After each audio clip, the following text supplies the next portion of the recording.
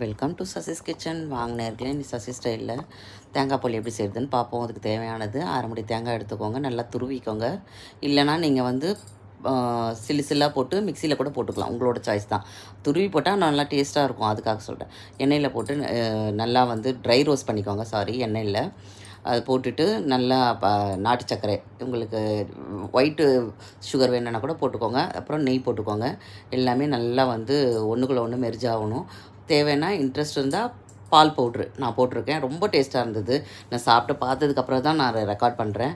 பிடிச்சிருக்கான்னு பாருங்கள் இந்த டேஸ்ட்டு. அதுக்கப்புறம் வந்து மைதா மாவை வந்து நல்லா எண்ணெய் விட்டு உப்பு போட்டு நல்லா ஒரு அரை மணி நேரத்துக்கு மேலே எண்ணெய் நல்லா தளர்வாக இருக்கணும், அந்த மாதிரி ஊற வச்சுருங்க. ஊற வச்சுட்டு அதுக்கப்புறம் நல்லா திரட்டி அந்த நம்ம பூர்ணம் பண்ணி வச்சுருக்கோம் பார்த்தீங்களா, அது தேங்காய் பூர்ணம் அதை வந்து போட்டுட்டு அப்படியே வந்து ரவுண்ட் ஷேப்பில் வருது, அந்த மாதிரி போட்டுட்டு, எனக்கு ரவுண்ட் ஷேப் வரல, போட்டுட்டு எடுத்திங்கன்னா சூப்பரான சுவையான தேங்காய் போலி ரெடி ஆகிடும். இதே வந்து கடலப்பருப்புலையும் போட்டு செய்யலாம். இதே தான் மெத்தடு.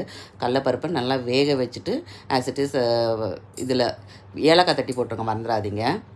பாருங்கள், இப்படி தட்டி போட்டுட்டு எண்ணெயில் போட்டு நெய் போட்டு எடுத்தோன்னா சூப்பராக இருக்கும். நெய்யும் போட்டு எடுக்கலாம், இல்லைனா வந்து எண்ணெய் ஊற்றியும் பண்ணலாம். நீங்கள் எல்லாம் எப்படி செய்வீங்கன்றதை சொல்லுங்கள். பிடிச்சிருந்தால் லைக் பண்ணுங்கள், ஷேர் பண்ணுங்கள், கமெண்ட் பண்ணுங்கள், சப்ஸ்கிரைப் பண்ணுங்கள், பெல் பட்டன் கிளிக் பண்ணுங்கள். யாருமே சப்ஸ்கிரைப் பண்ண மாட்டேன்றீங்க. Please subscribe my channel. Thank you for வாட்சிங் this video. See in other video.